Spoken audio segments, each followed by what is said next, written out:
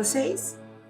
Hoje eu, a professora Andréia e a professora Karen, minha colega, estamos aqui para conversar com vocês hoje sobre mais uma aula do projeto Mãos na Massa. Hoje eu trouxe outro assunto que eu acho que vocês vão gostar muito. Com certeza você já viu em algum lugar o assunto de hoje, mas não sei muito bem se vocês sabem o que significa. Nós encontramos esse assunto em camisetas, adesivos, almofadas e até em tatuagens. Mas será que vocês sabem o que significa? Muitas vezes nós vemos esses símbolos em desenhos, ícones estampados. Achamos bonitos e acabamos usando por causa das cores, das belas formas. Chegamos até a usar objetos com aqueles desenhos. Mas nunca paramos para pensar na sua origem e no seu significado. Vocês já pararam para pensar em mandalas? Com certeza você já viu esse nome ou já viu uma mandala em algum lugar. Nos últimos anos, ela se popularizou muito. Elas são encontradas numa infinidade de lugares. Nós vamos ver alguns exemplos de lugares que nós podemos encontrar as mandalas ou os desenhos que lembram mandalas. Quem vem conversar com a gente sobre isso é a minha colega de trabalho, a professora Karen. Confira lá. Agora, eu vou levar vocês para dar uma voltinha pela minha casa e mostrar alguns objetos que são mandalas e alguns que têm forma ou desenho de mandala para vocês conhecerem.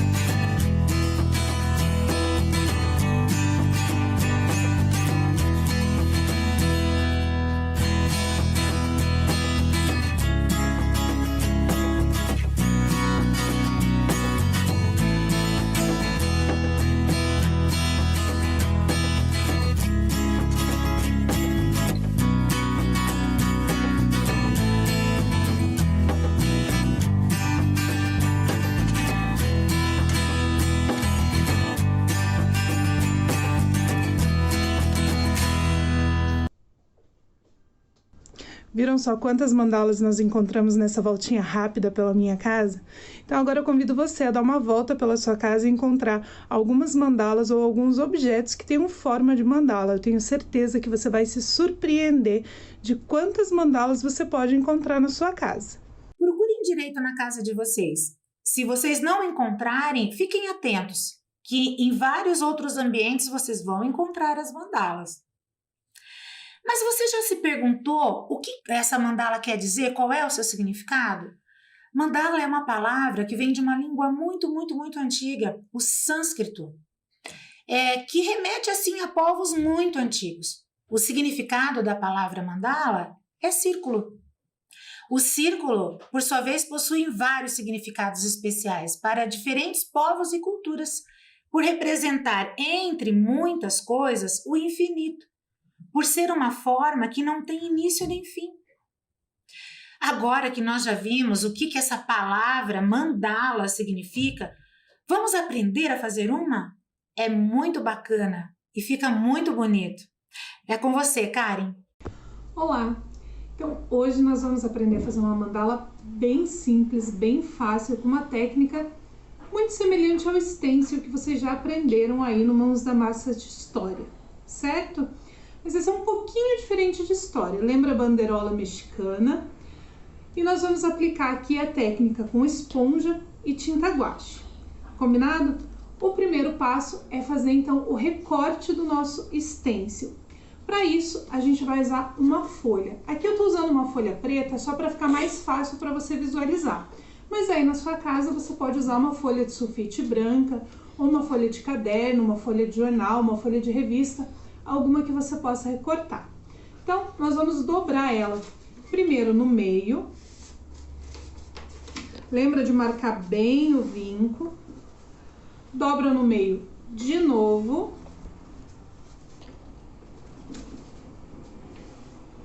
e mais uma vez. E você deve estar lembrado que nós já vimos aí durante a nossa aula que mandala quer dizer círculo. Então, para transformar isso aqui num círculo, a gente vai recortar aqui um círculo.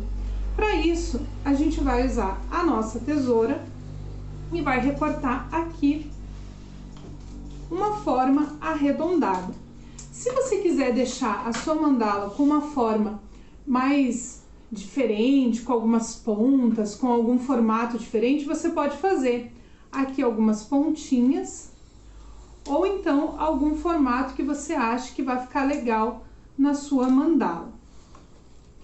E para fazer aqueles desenhos bonitos que tem na mandala, como a gente consegue ver aqui no desenho desse prato, a gente vai fazer esse recorte também no nosso papel.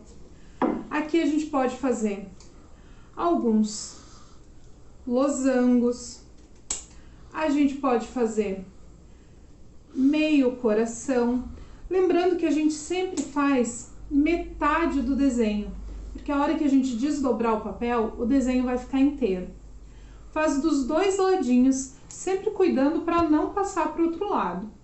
Então aqui ó, mais um meio coração e mais um meio losango. Igual quando a gente fez lá as nossas bandeirolas mexicanas lá na aula do quarto ano. Se você assistiu a aula do quarto ano, você deve estar se lembrando dessa técnica. E a gente vai fazer um corte aqui também na pontinha. E quando nós desdobrarmos o nosso papel, nós temos a forma da nossa mandala pronta. E agora nós vamos colocar essa mandala sobre o papel onde nós vamos pintar essa mandala. Para ela não escapar quando a gente estiver fazendo a técnica da pintura, nós vamos usar um pedacinho de fita adesiva que nós vamos colocar aqui atrás, ó. Só uns pedacinhos, só para ela não escapar. Combinado? Só coloca um pedacinho aqui atrás. Ó, 2 pedacinhos já são suficientes para ela ficar firme no papel e não escapar na hora de pintar, certo? Para pintar, então, a nossa mandala nesse modelo de stencil, que aqui nós estamos fazendo uma folha de papel, mas você pode fazer isso numa sacola, daquelas sacolas de tecido, numa camiseta, né, em alguma almofada, alguma superfície que a sua família permitir que você pinte, nós vamos usar tinta guache. Aqui eu vou usar tinta verde e vou usar também tinta vermelha, que eu acho que vai dar um contraste legal com o papel amarelo que eu tenho de fundo. E nós vamos usar um pedaço de esponja velha, aquela esponja de lavar a louça mesmo. Uma esponja velha que os adultos aí que moram com você deixarem você usar. Então, o que nós vamos fazer aqui? Nós vamos encostar a esponja ali na tinta, dar uma batidinha no prato e nós vamos dar algumas batidinhas em cima dos espaços que nós temos vazados aqui no na nossa mandala. Por isso que era importante a gente fixar ela bem na superfície que a gente vai pintar. Então, a gente vai bater sempre a esponja aqui no prato para tirar o excesso de tinta e vai batendo aqui. Agora que nós já fizemos a nossa parte que ia ser verde, nós vamos usar o vermelho. Então, aqui, nós estamos usando 2 cores, mas você aí na sua casa pode usar uma só ou quantas cores você quiser. Então, com o vermelho, nós vamos fazer a mesma coisa aqui nos outros espaços. Agora que nós já terminamos de pintar com todas as cores que nós íamos usar, o ideal aí na sua casa é que você espere a tinta secar. aqui, como não dá tempo de eu esperar a tinta secar para mostrar para vocês, eu vou tirar esse papel escuro, que foi o que nós usamos de modelo, só para você ver como que ficou, então, o resultado da nossa mandala feita com essa técnica. Se você quiser, você pode depois, com a canetinha, fazer algumas linhas aqui no centro, fazer alguns outros desenhos completando. E você tem duas mandalas coloridas, o molde e o seu desenho, né, o seu carimbo da sua mandala, que você pode usar as duas aí juntas ou fazer várias composições diferentes. Viu como é fácil fazer uma mandala? Bacana, né? E quanto mais cores você usar, mais colorido vai ficar e mais chamativo ainda. Bom, agora você deve estar se perguntando, e as mandalas? Elas têm alguma relação com a religiosidade? Será que elas são símbolos religiosos? Na verdade, algumas culturas utilizam a produção das mandalas como uma terapia para acalmar a mente, por exemplo. Outras usam como prática de meditação. Você já deve ter visto ou ouvido falar naqueles livros de colorir mandalas. São desenhos extremamente detalhados que as pessoas compravam, mas que não se atentavam de que realmente aquilo poderia representar uma mandala. Mas, na verdade, é que a menos que você decore a sua mandala como um símbolo religioso, ela por si só não tem um objetivo religioso. Eu, por exemplo, ganhei esse tubinho de álcool gel da minha colega Karen, que vem com um símbolo religioso e vem representando uma mandala. Esse sim é um significado religioso, mas porque ele tem o formato, não só a técnica da mandala. Mas, para além da meditação, estampas, tatuagens, decoração, existem outros espaços na nossa própria cidade que utilizam as mandalas. Vocês querem ver? Confiram lá.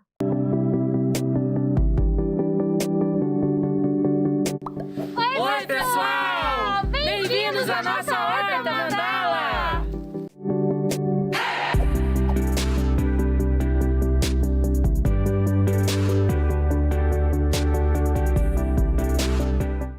Nesse sistema de produção, a horta é plantada em círculo, que representa a forma da natureza, que é cíclica.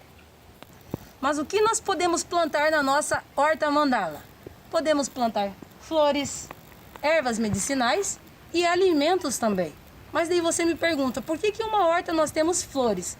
Porque aqui nós usamos o sistema de agroecologia, que nós não usamos e minimizamos o uso de agrotóxicos ou qualquer outro produto que possa fazer mal às nossas plantinhas. Então, as flores servem para chamar a atenção dos insetos para que os mesmos não vão nas nossas ervas e nem nas nossas plantas comestíveis. E se a gente não utiliza nada químico na nossa horta, o que a gente utiliza? A gente utiliza resíduos orgânicos da nossa cozinha do zoológico. A gente também utiliza para adubos e para a nossa vermicompostagem, que já foi mostrado no vídeo anterior. E o que a gente pode plantar na nossa horta mandala, além das flores que a gente já comentou? Nós podemos ter alimentos como alface, podemos ter temperos como a cebolinha, como a salsinha, e plantas medicinais, assim como hortelã, a erva cidreira, que a maioria das pessoas conhece, né? E também nós temos aqui na nossa horta algo que é um pouco diferente, que são araucárias. E elas foram plantadas do pinhão. E aí vocês podem pensar, nossa, araucárias plantadas em uma horta. Mas é que aqui nós estamos em um espaço de educação ambiental que é chamado de acantonamento, e tudo que é plantado aqui é plantado por crianças, e as crianças também no momento oportuno conseguem colher e se alimentar das saladas e frutos que saem aqui da nossa horta mandala. Mas peraí, essas araucárias vão ficar aqui para sempre? Não, no momento a gente está em pandemia, então as crianças não estão vindo até a nossa casa de acantonamento. Mas no momento oportuno, as crianças vão vir e a gente vai conseguir, junto com elas, plantar essas araucárias nos arredores da casa de acantonamento. E agora vamos apresentar mais um integrante da nossa equipe de educação ambiental, o guardião da nossa horta, o Fandangos. que ajuda a espantar possíveis invasores na nossa horta.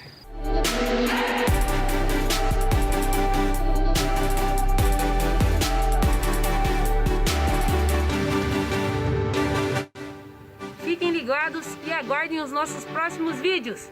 Tchau! Vocês imaginavam que existia uma mandala no nosso zoológico e que ela poderia estar numa horta? Curioso, não é? Então, agora pensando nas imagens que nós vimos, nos vídeos e de como fazer uma mandala, e mesmo nesse da horta, você percebeu que existe uma coisa comum entre elas? Você olha e você já consegue identificar, é uma mandala. O que você acha de parecido em todas elas? Eu notei que existe uma simetria entre elas.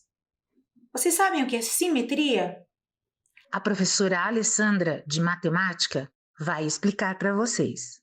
Olá pessoal, tudo bem com vocês? Bem, eu estou aqui para tratar de um assunto bem legal, que é a simetria. Por que esse assunto é bem legal? Porque a simetria, ela alia a matemática com a arte, com a harmonia, com a beleza. Vamos observar aí, ó, as seguintes imagens. Essa imagem, será que ela apresenta alguma harmonia, alguma simetria? Bem, beleza, eu considero que ela transpassa, né, uma certa beleza aí. Essa outra imagem, será que tem alguma simetria por trás dela? E essa? Nessa daqui eu diria que tem um padrão, né? Parece que é uma repetição de um padrão. E aí, será que tem simetria também? E essa aqui? Essa aqui me lembra muito aquela busca pela perfeição do rosto, pela harmonização facial. E o que é essa harmonização facial? Ela nada mais é do que você tentar deixar um lado do rosto mais simétrico com o outro. Nosso corpo, se nós traçarmos uma linha, né, na vertical, nós vamos perceber que um lado do nosso corpo ele não é simétrico, ao outro, né? Não é 100% simétrico, ele é parecido, porém ele não é 100%. Então, quando as pessoas vão buscar por essa harmonização facial, elas estão buscando por deixar um lado mais simétrico possível do outro, tá? Mas às vezes a simetria nem sempre deixa mais belo, né? Essa harmonização aí às vezes nem sempre acontece, né? Bem, o que é então a simetria conceitualmente falando? É a preservação da forma e configuração através de um ponto, uma reta ou um plano. Bem, que nem a harmonização facial ali naquela imagem, a gente observou que tinha uma reta, né, que dividia um lado do outro, né, do outro em relação ao rosto. Bem, a simetria, ela preserva os ângulos, o comprimento dos lados, as distâncias, os tipos e os tamanhos. Então, eu não posso alterar, né, a figura que é simétrica à outra. Ela não vai mudar de tamanho, ela vai mudar de posição. Por isso que nós vamos ver agora os tipos de simetria. Aqui tem um exemplo, ó, do que é simétrico e o que é assimétrico. Bem, essa árvore aqui, né, a representação, né, o desenho de uma, o que mostra aqui? Se nós traçarmos essa linha, nós vamos observar que um lado ele é simétrico ao outro, diferente dessa, né, que nós vemos, né, nitidamente que um lado ele não é simétrico ao outro, muito pelo contrário, né, e o contrário de simétrico é chamado de assimétrico, ok? Bem, então os tipos de simetria, nós temos a reflexão. A reflexão, ela lembra muito a ideia do espelho, que é a imagem refletida. Então, na reflexão, a imagem original tem uma imagem equivalente, de tal modo que os pontos correspondentes tenham a mesma distância em relação ao eixo ou em relação ao ponto. Nesse caso, o quadrado ele está sendo refletido em relação ao eixo. É como se esse eixo em vermelho aqui fosse uma reta, ou espelho, no caso. Então, a primeira imagem, ela é refletida em relação a esse eixo em vermelho. Tá? O que preserva? Seria o tamanho do quadrado. Você pode observar que ele não aumentou. O refletido é o mesmo tamanho do original. Os ângulos do quadrado, os ângulos internos, também se mantêm. Tá? E a distância? Bem, a distância que um quadrado está da linha em relação ao quadrado que é refletido também é a mesma. Ok? Então, preserva-se aí o tamanho e a distância. Agora, a rotação. A rotação ela acontece em relação a um ponto. Observe que esse quadrado aqui ele está girando, nesse caso, no sentido anti-horário, mas ele pode rodar também, né, rotacionar no sentido horário. Preserva-se também o tamanho, né? O quadrado ele continua no mesmo tamanho que o quadrado que está sendo rotacionado. E preserva-se também os ângulos. O ângulo interno do quadrado não muda. E a distância que um vértice do quadrado está desse ponto central é a mesma distância que o mesmo vértice ou o vértice rotacionado está do ponto central. Essa distância não se altera. Então, na simetria por rotação, a figura gira em torno de um ponto, chamado de centro de rotação, no sentido horário ou no sentido anti-horário. Aí nós temos também a simetria por translação. A translação é o termo usado para mover formas, sendo necessária duas especificações: a direção, que pode ser medida em graus, e a magnitude, que pode ser medida em alguma unidade de comprimento. Por exemplo, caminhar 10 km a 30 graus a noroeste. Então, ele está dando duas especificações. Nessa simetria aqui, nessa simetria por translação, o que está acontecendo? O quadrado ele está sendo transladado no sentido horizontal, né? Aqui eu não necessariamente foi especificado o ângulo, mas se ele estivesse transladando aqui para cima, ele teria um ângulo que ele está sendo transladado, certo? Observe também que o tamanho do quadrado ele não se alterou, nem os seus ângulos internos. Então, as medidas elas se mantêm, elas se preservam. Okay? Agora eu vou mostrar algumas imagens que vai ajudar a gente entender um pouquinho desses tipos de simetria. Aqui eu tenho um tipo de simetria que é a reflexão. Então, se eu dobro, vamos supor que essa seja uma foto, uma imagem, num papel. Se eu dobrar, o que acontece com a reflexão? Ela se sobrepõe exatamente sobre o outro lado, que é o que se busca lá na harmonização facial, né? Se a gente pudesse dobrar o rosto, sobrepor sobre o outro lado, ele encaixaria perfeitamente. Então, é o que as pessoas buscam, né? Aqui, ó, eu tenho outro tipo, né, dessa reflexão, né, no caso de uma borboleta. Certamente, né, pode ter borboletas que elas não são exatamente ou 100% simétricas, né? Pode ter um pontinho numa que não tenha no outro lado dela, né? Mas elas são o mais harmonicamente possível. Agora, eu tenho aqui também os tipos de simetrias por rotação. Posso rotacionar esse quadrado. Aqui eu posso mostrar quais são os eixos de simetria. Ou seja, se eu dobrar, vou colocar aqui, por exemplo. Aqui eu tenho um eixo de simetria, ou seja, se eu dobrar esse vértice sobre esse, o que acontece? Eu vou ter uma simetria, porque ele vai sobrepor exatamente sobre o outro. Se eu dobrar ele por esse eixo de simetria, ou seja, no meio, né? Eu vou ter também um lado sobrepor exatamente sobre o outro. Então, aqui, ó, é apresentado esses eixos de simetria, tá? A simetria rotacional de 90 graus apresenta a simetria central, ok? A mesma coisa eu posso mostrar para as outras figuras, ó. Como que eu consigo os eixos de simetria? Se eu dobrar esse vértice sobre esse, eu vou ter ali um lado exatamente sobreposto ao outro, ok? E aí, aqui, ó, a gente vai poder observar bem o que acontece, né, nessas simetrias. Então, aqui eu tenho uma figura, né, essa figura é esse polígono, né, um polígono de 6 lados, ele não é, obviamente, um polígono regular, mas ele é um polígono, esse polígono azul, e agora nós vamos fazer a reflexão desse polígono. Observe que quando eu faço a reflexão, ó, eu tenho um novo polígono laranja. Como se essa minha linha, esse eixo de reflexão, ele fosse um espelho. Então, a imagem refletida em azul, que está aqui em laranja, ela aparece desse modo como está sendo apresentada. Observe que a distância do ponto C até o meu eixo de reflexão é a mesma distância do ponto C' até o meu eixo de reflexão. A mesma coisa acontece com o vértice B' com o B, o D com o D' e assim por diante, ok? Agora vamos observar a translação.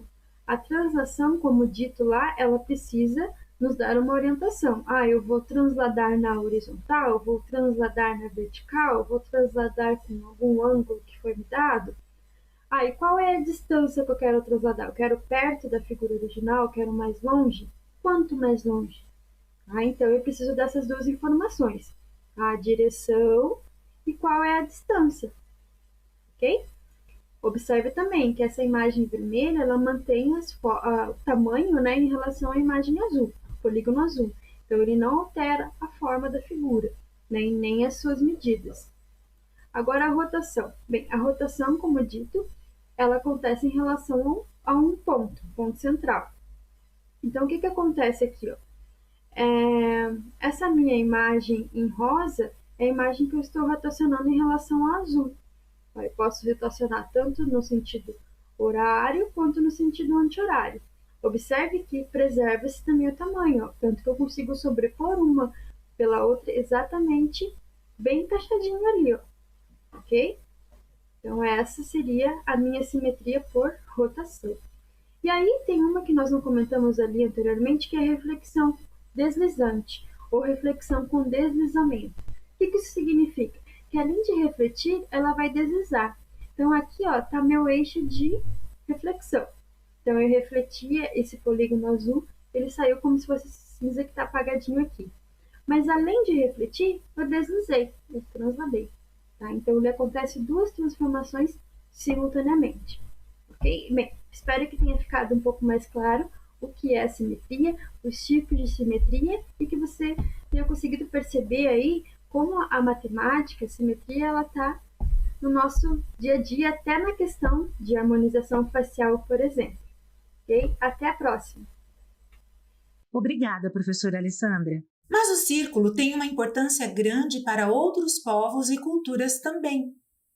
Puxa, quanta coisa legal foi possível nós aprendermos somente observando as mandalas, não é mesmo? Mas as mandalas, elas são originárias de uma região lá da Ásia, isso a gente não pode esquecer. Assim como nós vimos, ela vem do sânscrito, de um lugar onde hoje é a Índia. Mas o círculo, ele não é importante somente para essas culturas. Vários elementos simbólicos envolvem o círculo, como um que eu tenho certeza que você já viu. Vários povos se utilizam desta forma para representar coisas importantes da sua religião e da sua cultura, seja através de símbolos, como uma aliança, por exemplo, que é usado como símbolo religioso em algumas religiões, ou o nome que é dado a alguns momentos de culto, como, por exemplo, círculos de oração. Mas alguns outros povos, como os indígenas, também tinham elementos circulares em suas culturas, como os indígenas norte-americanos. Eles possuem um elemento simbólico que eu tenho certeza que você conhece e que vai adorar aprender como fazer. Quer aprender a fazer um filtro dos sonhos? Confira então. Aprendam com a Sabrina, a filha da professora Karen. Hoje nós vamos aprender como fazer um filtro dos sonhos como esse aqui, utilizando principalmente materiais recicláveis para fazer o aro e também para fazer os enfeites dele depois. Para isso a gente vai precisar de um jornal, ou pode ser uma revista ou algum outro tipo de papel que já não seja mais usado, pode ser aquelas cartinhas de supermercado ou folha de caderno antigo. Eu vou usar fio de costura para fazer a trama aqui no meio, mas você pode usar lã ou qualquer outro tipo de fio que você tenha em casa. Vai precisar de alguma fita adesiva, a tesoura e papel para fazer as penas do nosso filtro dos sonhos. Eu vou usar o papel que já é colorido, mas se você não tiver papel colorido em casa, pode fazer com papel sulfite e pintar ele antes ou depois da pena já estiver feita. Então, para começar, a gente vai abrir o nosso jornal ou a folha de revista que for usar. Se você for usar uma folha de papel sulfite, ela é menorzinha, então você pode colocar uma do ladinho da outra assim e passar uma fita adesiva aqui para unir as duas, para ficar maior que nem esse aqui. Daí acontece que fica um pouquinho menor só. A gente vai enrolar isso aqui, fazendo um rolinho bem apertadinho para fazer o nosso aro.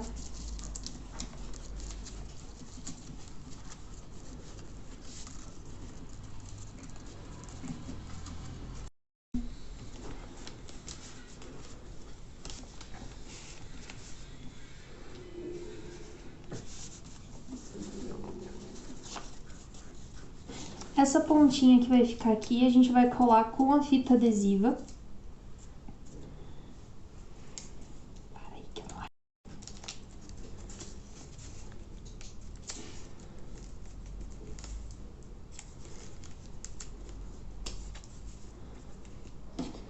Aí a gente corta fora essa parte da ponta que fica mais molinha, porque isso vai atrapalhar na hora de enrolar.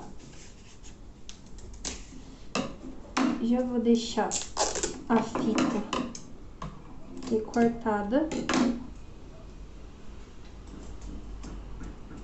E aí a gente vai dobrando assim o jornal para ele ficar molinho, conseguir fazer o círculo do nosso filtro.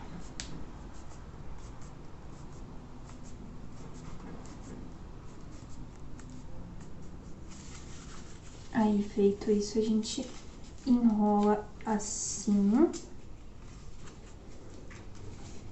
até a gente sentir que tá firminho. Aqui.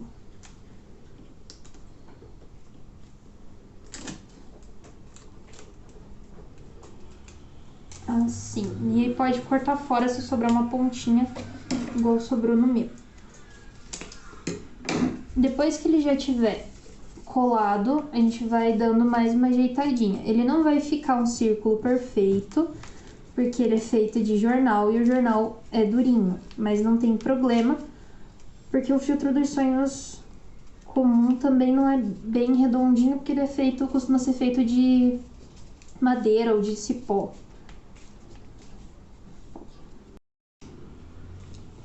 Nessa parte, você pode pintar o jornal com tinta, se você tiver em casa, ou então você pode enfeitar ele de outras formas, pode pintar com giz de cera também, com lápis também é mais fácil se pintar antes de enrolar.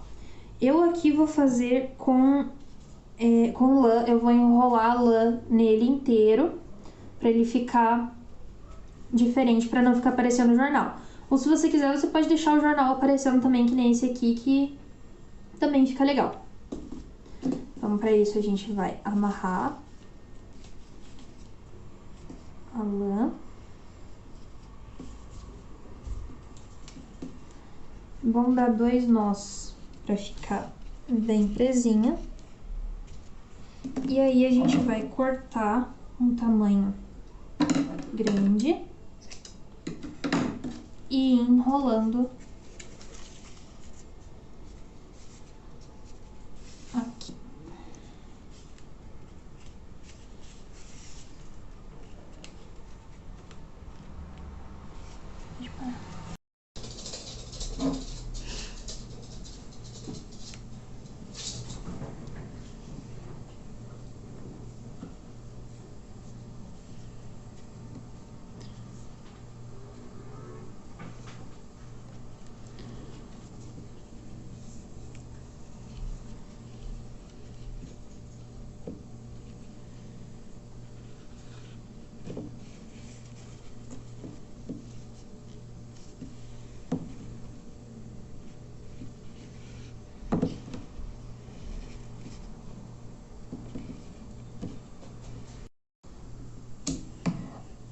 Deixa eu cortar essas.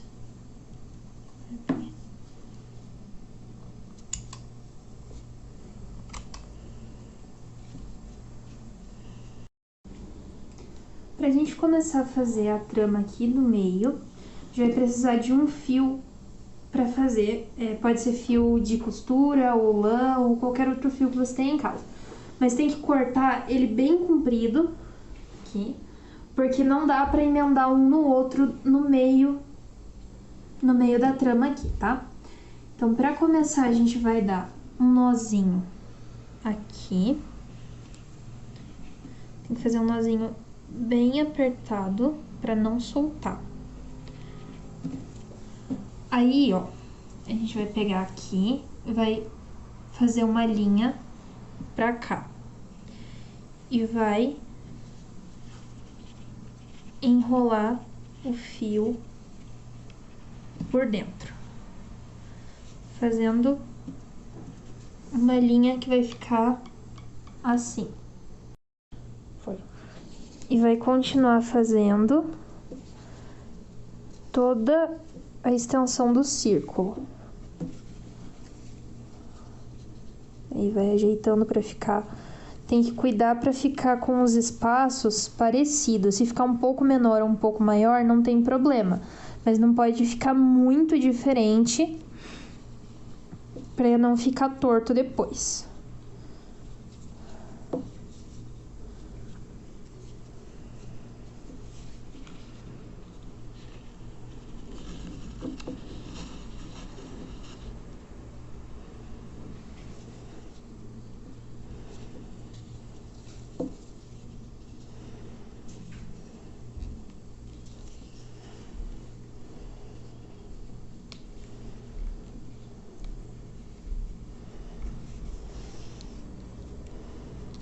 Parar.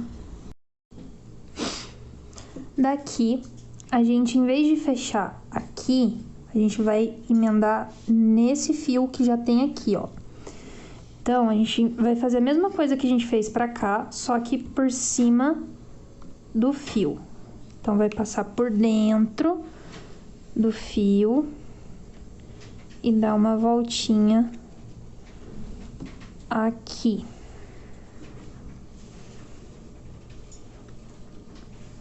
Assim. Tem que cuidar sempre pra isso aqui ficar no centro, pro nozinho ficar bem no meio do fio. E aí, a gente vai pro próximo.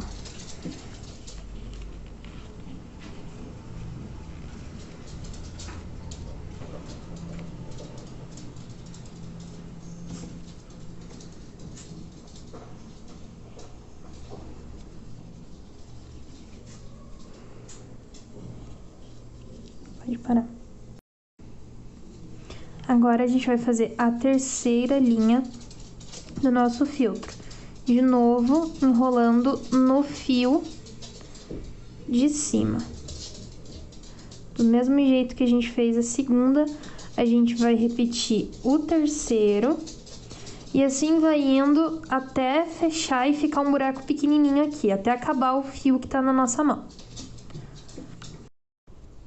Agora, para finalizar essa parte, a gente vai fazer do mesmo jeito aqui, mas vai dar um nozinho no final, para ficar bem apertadinho e não soltar.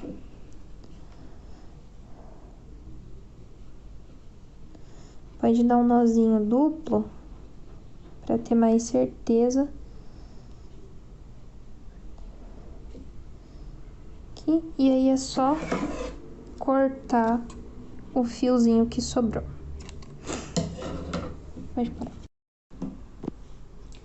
Então, como o meu fio era mais curtinho, ele ficou assim, com esse buraco aqui no meio. Se você fizer com um fio mais longo, dá pra ir fazendo até ele ficar bem juntinho, tá vendo? E aí ele vai ficar bem fechado. Se tiver em casa continha ou miçanga, dá pra colocar uma aqui no meio pra fazer o acabamento. Então, agora eu vou mostrar como é que a gente vai fazer as penas para amarrar aqui embaixo do nosso filtro dos sonhos para ficarem penduradas. Para isso, a gente vai usar o papel colorido ou um papel pintado.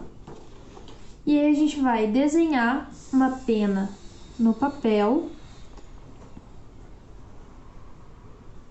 As da pena. Então, aqui a gente vai desenhar a nossa pena. É legal ir fazendo essas pontinhas assim, ó, que aí vai dar um efeito legal no papel quando a gente for pendurar. Vai ficar mais parecido com uma pena de verdade.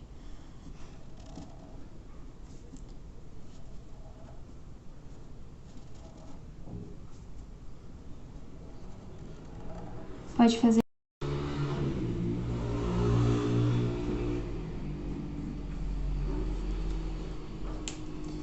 E agora é só recortar.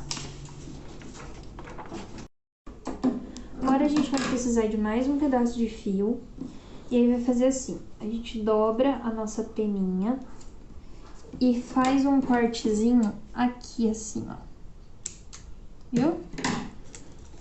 E ela vai ficar com um corte aqui, bem no meio. Aí a gente vai passar o nosso fio por dentro.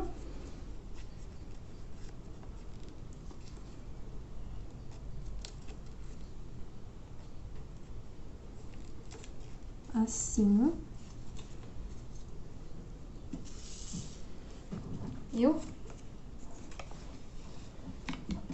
E vai amarrar esse fio em cima.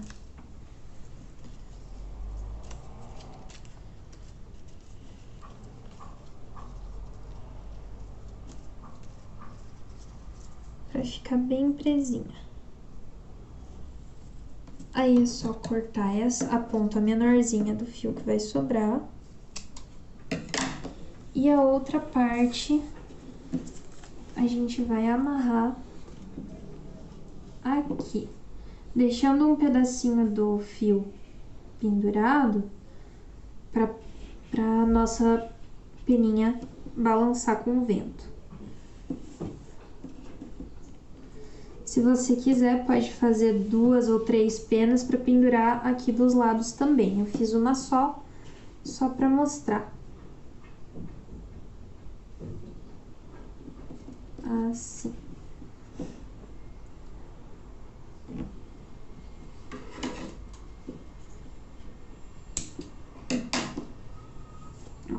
Nossa peninha pendurada. E agora, vai pegar mais um pedaço de fio, ou de lã também, tanto faz. Aqui. Vai amarrar uma ponta na outra. Assim. E vai passar essa parte por dentro do nosso aro aqui. E essa parte por dentro dessa. Assim. E puxar. Porque agora essa parte aqui fica pra gente poder pendurar na parede ou na porta ou em algum lugar assim. Peraí, mas deixa eu... E é assim que vai ficar o nosso filtro dos sonhos no final. Pode colocar umas continhas aqui também, se você tiver em casa, pode fazer esse fio mais curto. Aí fica com você. Obrigada pela sua participação, Sabrina. Ficou muito bacana. Use a sua criatividade e depois conta pra gente como é que foi essa experiência. Quem já passeou nas feirinhas ou nos locais bem centrais da cidade já conseguiram identificar, até nas nossas calçadas. Prestem mais atenção. Quando vocês saírem pela cidade, procurem por esses símbolos. Agora que vocês já sabem qual é o seu significado, vai ficar muito melhor e muito mais bacana você entender por que eles estão ali.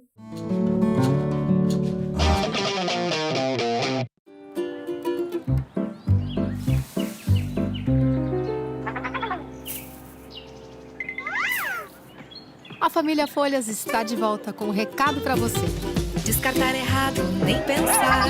Tome cuidado ao separar. Lixo que não é lixo, não pode misturar. Faça sua parte, vamos lá. Todos juntos cooperar. O mundo vai agradecer se você se reciclar. Lixo que não é lixo, não vai pro lixo. A família Folhas voltou para ajudar todos os curitibinhas a separar melhor o lixo. Esse é mais um presente no aniversário da nossa querida cidade. Lixo que não é lixo, não vai pro lixo. Separe. Prefeitura de Curitiba, 329 anos. Orgulho de ser.